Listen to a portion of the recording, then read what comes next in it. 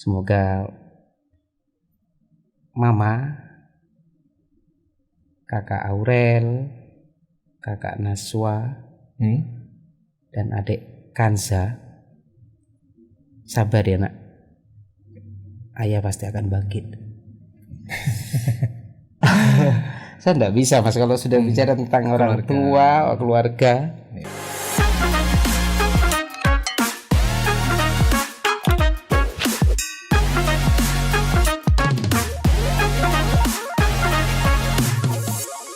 Assalamualaikum warahmatullahi wabarakatuh. Kembali berjumpa bersama Alif, tentunya di Pratiwi Podcast. Seperti biasa, kita kedatangan narasumber dari berbagai macam profesi, berbagai kalangan.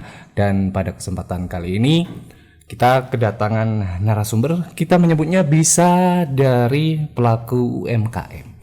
Dan untuk Anda, apa kabar untuk di pagi hari ini? Semoga sehat, senantiasa berbahagia melaksanakan aktivitas yang Anda kerjakan.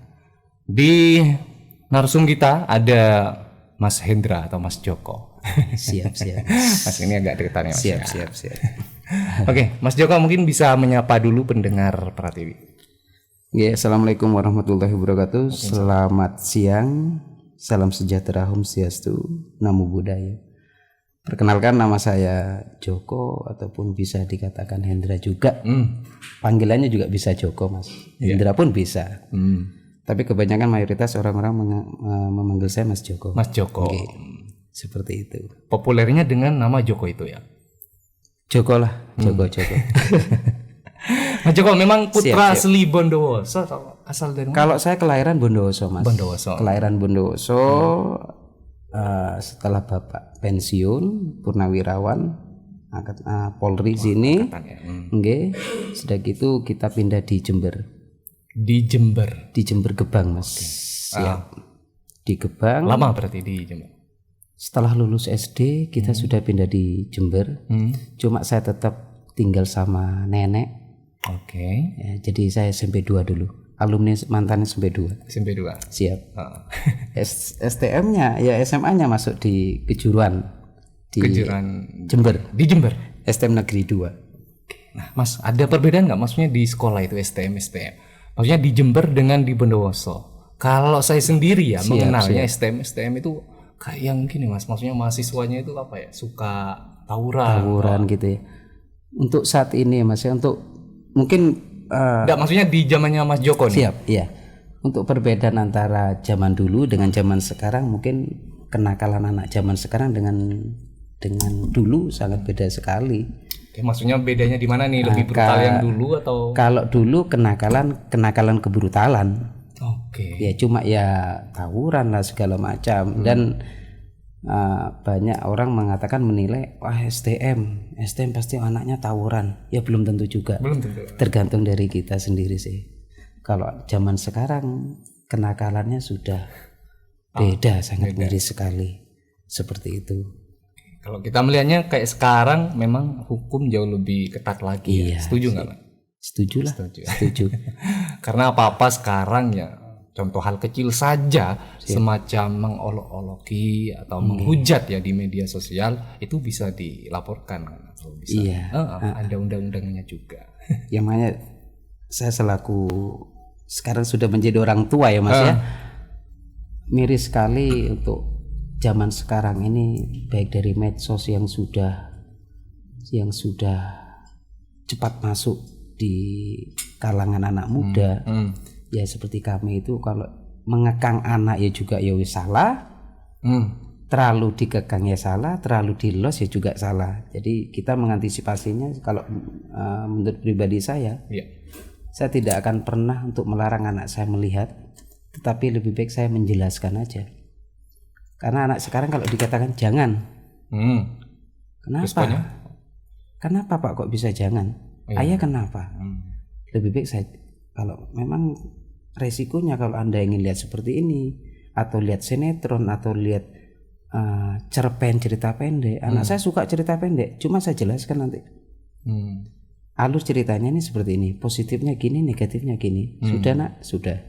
Ya, artinya mengontrol lah ya, Iya, mengontrol penuh. seperti ini. Kalau untuk pengekangan sih, saya tidak terlalu mengekang anak. Cuma saya lebih baik mengontrol anak dalam menjelaskan aja. Itu yang mungkin beda-beda. Kita beda-beda apa ya sudah ya Mas ya, beda mendidik anak. Karena saya banyak sekali lihat anak sekarang tuh dikekang, tapi di belakangnya seperti itu. Ini melawan lah ya. Iya, melawan dalam arti kata bukan melawan orang tua secara fisik, tetapi melawan secara mental aja. Psikisnya itu yang dia melawan. Dengan diktatornya orang tua itu. Repot Mas memang Mas. Sangat repot sekali. Perkembangan zaman ya Mas. Iya, siap. Mas Joko, siap. Berapa bersaudara nih? Kalau saya aslinya 6 Mas. 6 bersaudara. Yang pertama itu kembar, anaknya ibu saya. Meninggal masih bayi. Yang tidak bisa saya hilangkan kalau masih bayi. Terus sekarang tinggal 4.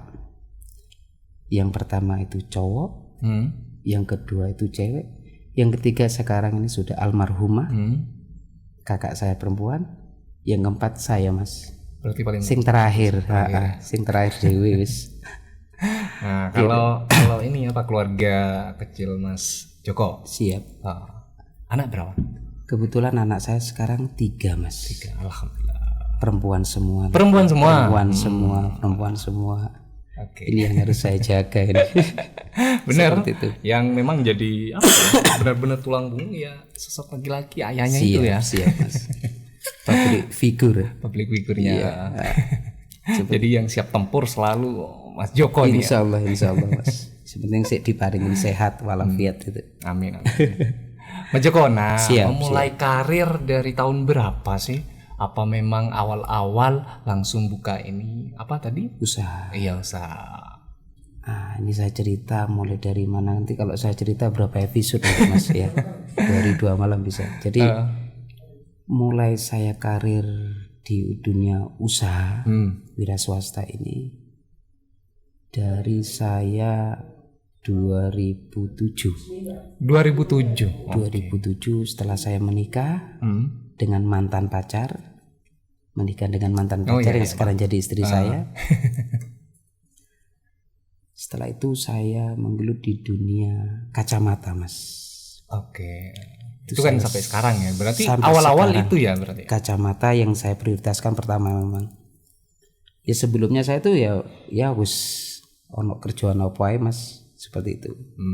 Dan saya menggeluti dunia kacamata, menurut saya pekerjaan yang tidak bisa dibohongi. Karena dari apa itu maksudnya, dari segi apa? Dalam segi pemeriksaan Mas. Tergantung kita itu bagaimana melakukan pelayanannya. Sales optik atau konsultan optiknya. Kalau sales optik ya piye orang itu ndak min bisa dikasih min atau plus, ditakut-takuti. Tapi kalau saya secara pribadi, saya tidak tahu untuk yang lainnya. Kalau kayak Masnya bagian apa? Sales. Kalau saya itu cenderung mengedepankan kita konsultasi aja. Konsultasi. Kalau Anda memang bermasalah dengan mata, nanti resiko kedepannya apa? Kalau tidak menggunakan kacamata, nanti resiko kedepannya apa? Apa yang harus kita lakukan? Terus apa yang harus Anda lakukan? Ini yang kita prioritaskan awal. Konsultasi. Ini menurut saya, kenapa saya katakan dunia optik atau dunia sales kacamata, saya katakan jujur, banyak sebagian yang berprofesi seperti saya itu kalau minus ya wis kayak minus, kalau enggak ya wis jangan. Karena kebanyakan sekarang, contoh misal Mas ya, dia sudah dilihat minus 50 atau 100. Setelah diperiksa ternyata ukurannya tetap, tapi sama dia dikatakan, wah ini ibu naik atau bapak naik, mas naik. Banyak sekali seperti itu. Tapi ya tidak juga. Ya itu mungkin oknum aja. Tapi banyak juga yang melakukan pekerjaan yang real, yang apa adanya, seperti itu. Berjalannya waktu ini teruskan Mas ya. Iya, dari 2007 ya. Siap. berjalannya waktu, kalau saya mengatakan modal ya Mas ya. Saya ini aslinya modal cangkul Mas. Kalau bahasa Jawa itu cangkul, cangkem mbek dengkul. Tak kirain punya usaha tani. Tidak. Jadi saya tuh bermodalkan dari mulut dan kaki saya yang bisa berjalan. Kalau untuk alat ataupun barang, modal saya nekat Mas. Bonek ya. Iya, bondo nekat. Yang penting kita sama orang gimana? Konsumen enggak? Sudah gitu tepat waktu enggak? Itu berawal dari sana ya sedikit-sedikit, step by step saya tabung, saya belikan ini sampai saya mempunyai suatu usaha, sudah sampai punya toko dan pun karyawan dulu. Jatuh bangun Mas, jatuh bangun. Ya namanya dunia optik Mas. Kalau sudah bisa, seret ilmu wis mari buka dewe. Jatuh bangun lagi terus sampai hari ini. Saya katakan saya masih di bawah. Maksudnya di bawah? Di usaha saya, optik saya ini di bawah rencana saya. Oke. Saya dulu punya 22 karyawan. Wah, banyak. Benar. Sampai punya admin. Kesalahan saya cuma terlalu mempercayai. Nah, itu kebanyakan orang. Sistem manajemen saya itu hampir sama seperti adalah beberapa perusahaan mungkin ya. Ngirim sambil nagih, ngirim sambil nagih. Nah, dari sanalah tergiurlah orang yang dulu awalnya tidak tergiur dengan bergelimangnya harta atau uang, sehingga dia bisa saya katakan korupsi, memanipulasi uang. Akhirnya saya percaya akhirnya saya jebol. Habis saya di optik, semua saya habis. Bahkan saya hampir depresi. 3 bulan lamanya saya hampir depresi. Sampai vakum lah ya dari dunia kerja itu ya maksudnya. Ya sudah, saya tidak percaya lagi sama kepercayaan. Hampir. Bahkan saya secara batin hampir saya melakukan hal yang tidak terpuji. Bunuh diri.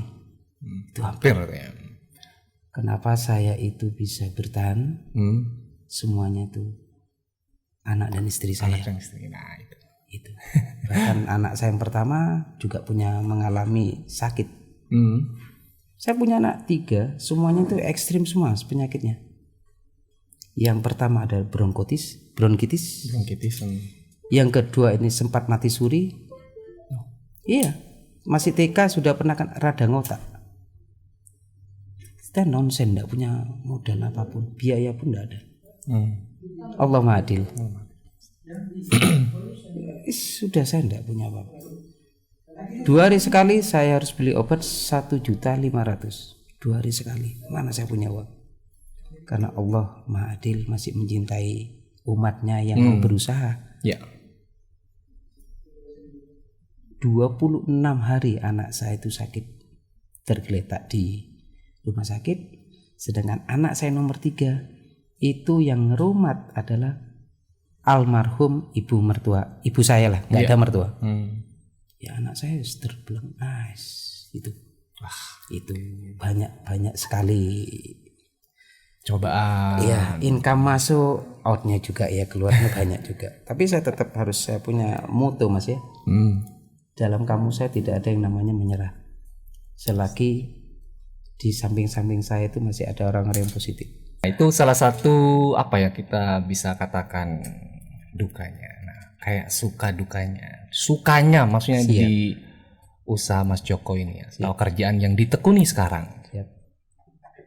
Oke, saya cerita lagi ya Mas ya. Nah kalau barusan itu istilahnya segmen pertama dengan usaha di optik.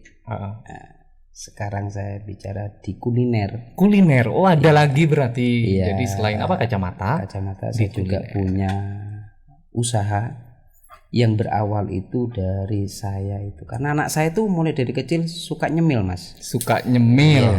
Jadi almarhum ibu saya, mertua, itu selalu menyediakan di tempat atau kulkas Itu digoreng. Akhirnya sampai saat ini. Dan anak saya pun itu sensitif terhadap produk-produk yang berbau-bau kayak ada bahan pemanisnya segala macam. Wis watuk Mas. Suatu ketika yang pertama saya usaha itu adalah es cendol jelly. Oke. Ya, saya merintis dari sana sebelum COVID. Sebelum COVID, berarti baru-baru ini ya, Ya. tahun-tahun kemarin ya. Optik saya berjalan, cendol saya berjalan. Dengan seiring waktu saya tidak bisa membagi tugas, harus saya pilih. Optiknya dulu apa es cendolnya. Break dulu saya es cendolnya, tetap saya di optik. Padahal saya sudah ngirim sampai ke Besuki, ke Jember, sampai saya punya sales juga cendolnya untuk kirim. Akhirnya saya terbengkalai waktu ya Mas ya, mungkin waktu mana saya harus memikir usaha optik saya, itu yang saya tidak bisa waktunya. Waktunya. Akhirnya saya break dulu es cendol saya, kembalilah saya lagi ya ini baru-baru aja, why not saya kok enggak saya teruskan lagi usaha saya ini. Karena saya sama istri saya memang suka kuliner Mas. Bahkan istri saya memang menurut saya kalau kecap nomor loro Mas. Masanya memang luar biasa. Saya coba lagi, saya buat es cendolnya itu. Es cendolnya 2018 berarti ya. Baru-baru aja. Sebelum COVID kan 2018 atau 2019. Ya memang sebelum COVID. Break. Iya. Karena ada COVID. Iya. Baru sekarang ini mungkin 2022 ini 2022. Saya naikkan lagi. Dengan seiring waktu berjalan,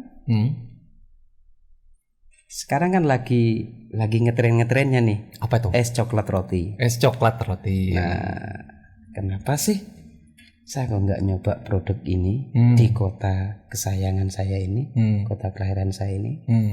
Kalau masalah harga, Bondowoso iki masih apa itu? Regone murah. Mbak gelem sing akeh. Iya. Maksudnya? Iya. Murmar ya. Murah meriah. Tapi secara kualitas saya nggak mau bisa merubah takaran saya. Seperti itu. Ya harganya ya. Tapi menurut saya sih kalau orang-orang yang tahu murah.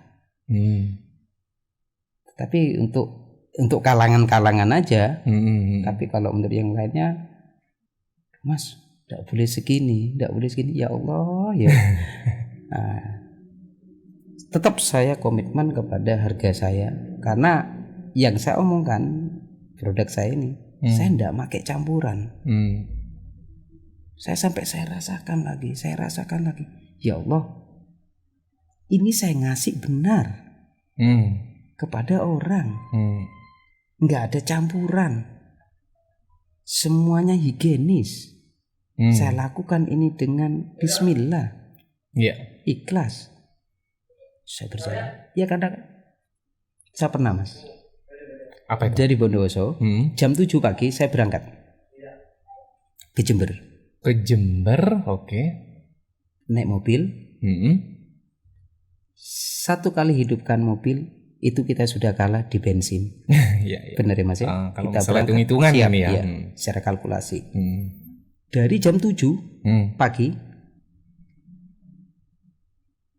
sampai jam 4 sore hanya 2 gelas yang laku. Saya sama istri nggak makan.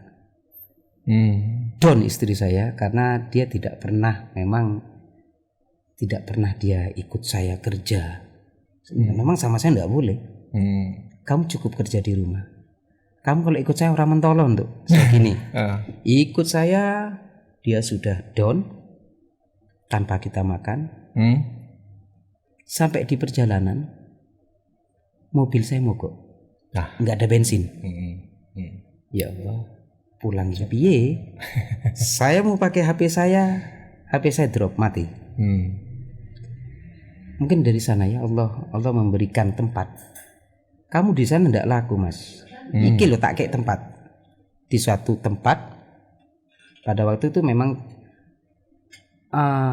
acara-acara padat itu Agustusan itu mungkin. Ya untuk jaim ya mas ya. Kan saya minggir nih, minggir daripada saya diam, saya buka ini. Saya jualan di meja itu. Ya Allah, saya ingin pulang. Berikanlah saya walaupun hanya 2 liter untuk saya bisa pulang dengan istri saya. Kalau bisa lebih untuk anak dan istri saya makan. Di daerah mana tuh mas? Maksudnya motornya di daerah Jelbuk. Jelbuk ya? Iya, Jember masih. Waktu itu memang ramai di sana ada acara. Saya buka, ada yang beli 1, ada yang beli. Allah Maha Sayang, Maha Adil. Sampai saya habis itu. Hanya hitungan 1,5 jam produk saya habis. Padahal yang saya tunggu dari jam 7 pagi sampai jam 3, jam 4-an lah. Akhirnya istri saya mau makan mas. Dari saking larisnya itu ya dicelup. Ya seret. Mungkin saking senengnya. Bojoku kan loro mas. Nggak sakit itu mas. Keesokan harinya saya jual di salah satu desa di sini Lojajar. Habis di sana juga. Itu. Karena saya yakin Allah nggak akan ngasih cobaan sama umatnya itu di luar batas kemampuan saya, itu yakin benar sekali itu. Itulah yang membuat saya fight di dunia ini. Karir atau usahanya jualan es coklat susu, Coklat roti. Artinya kan kayak modalnya udah bisa dibilang gak susah nyarinya dari penghasilan kacamata, jadi gampang lah cuma buat modal usaha ini. Bener gitu mas, maksudnya apa memang harus kepontal-pantil apa? Nah, buka usaha ini. Dari ketidakpedean itu saya, tekanan demi tekanan, depresi saya, sampai saya tidak fokus mas. Kok kacamata saya tidak fokus, jualan saya dunia dagang usaha seperti saya ini maklum wajar. Itu pasti. Itu pasti. Ya. Ya kalau nanti suatu saat akan saya kasih Mas Alif sama orang-orang sini produk es coklat saya. Nah, ini benar. Bisa nanti menilai bagaimana rasa es coklat saya. Bahkan sampai Dignas, instansi-instansi sampai pesan. Sampai bahkan ada salah satu saudara dari instansi tersebut sampai dibawa pulang ke Sidoarjo. Ini harusnya diterima mas, produk sampean enak. Digitukan ya, itu menurut Anda, saya dalam hati saya gitu ya. Terima kasih, saya tidak mau terlalu tinggi hati. Oh iya pasti saya enak memang. Enggak, saya tidak mau, karena bibir orang tidak sama mas rasa ya. Beda selera. Tapi dengan 80% banyak yang suka itu, baik es coklat roti saya, bahkan istri saya nambahi juga siomay goreng. Jadi bervariasi ya, bukan cuma satu. Kayak besok ini kan Cut Free Day. Cut Free Day saya start dari jam 5. Jam 7 setengah 10 habis sudah es coklat roti saya itu. Biasanya lapaknya di sebelah mana mas? Di depannya Atakwa mas. Depannya Atakwa, yaitu di dekatnya Dokaran. Kan kalau malam ada dokar-dokar tuh. Ya di sana. Kalau yang jaga Mas Joko sendiri? Mas Joko, ya saya sendiri. Keluarga, entah buat sang istri atau anak. Apa sih yang ingin disampaikan? Ya, Assalamualaikum warahmatullahi wabarakatuh. Semoga Mama, Kakak Aurel, Kakak Naswa, dan adik Kanza sabar ya nak, ayah pasti akan bangkit. Saya tidak bisa mas kalau sudah bicara tentang orang tua, keluarga. Ya untuk istri saya itu masih sabar, Mas. Sabar menerima saya. Ya, secara ekonomi saya tidak layak masih memberikan kepada istri saya untuk saat ini. Tapi semoga istri saya, mama yang sabar, bantu saya, bantu terus, kasih dukungan saya, spirit. Semoga mama menjadi istri yang soleha. Semoga keluarga saya menjadi keluarga yang sakinah mawaddah warahmah. Itu, Mas. Luar biasa Mas Joko sampai meneteskan air mata ini. Keren sekali untuk podcast di kesempatan kali ini. Berakhir pula ya untuk podcastnya. Buat Anda pendengar, terima kasih. Wah, luar biasa, sangat menginspirasi ya dengan narsum kita pada kesempatan kali ini, Mas Joko dari Kejawan ya Mas ya? Siap, Kejawan. Kejawan Dakon. Dusun Dakon, Mas. Alif doakan semoga segala usaha ataupun aktivitas apapun itu yang dikerjakan berjalan dengan lancar sesuai dengan keinginan, dan pokoknya yang terbaik tetaplah sehat.